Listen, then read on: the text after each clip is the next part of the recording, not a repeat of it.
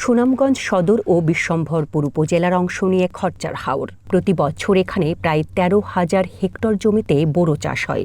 হাওরের উজানে বড় একটি অংশের জমি চাষে খরচার খালের পানি একমাত্র ভরসা।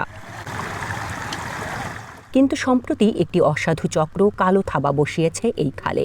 মাছ লুটে নিতে প্রতি রাতে সেচ পাম্প বসাচ্ছে তারা।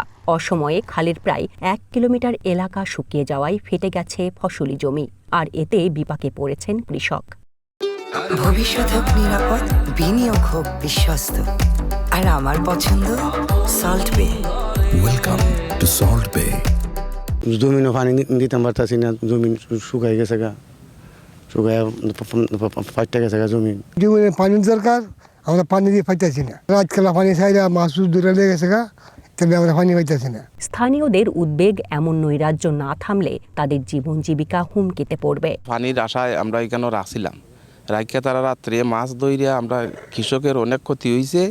পানি টানি নিতে পারছে না, বিল শুকাইয়া লইয়া গেছে কি। আর যে একটা সেটিকের করছে, আগামীতেও বোঝা যাইতেছে তারা ভবিষ্যতে এইটা তারা লুটপাট করা, তারা দখলে নিবার চিন্তাধারা নিতে। কৃষকের পানি নেওয়া শেষ হইলে পরে আমরা লাস্টে খাইছি, আমরা হিচ্ছে খাইছি না, আমরা জাল দেয়া উঠায় মাছ আমরা মাটিয়ে নিছি, ঠিক আছে। আর তারা তো এখন এই কৃষকের কেত লাগা নিয়ে শেষ হয়েছে না, ঠিক আছে।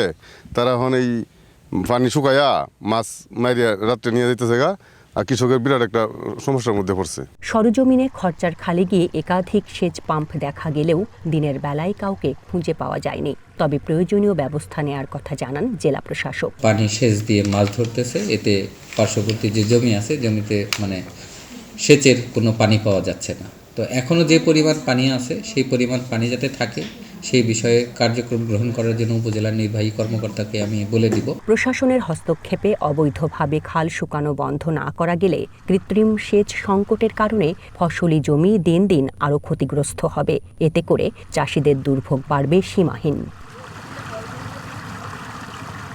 চন্দনা বিশ্বাস, ওয়ান ন্যাশনাল ডেস্ক।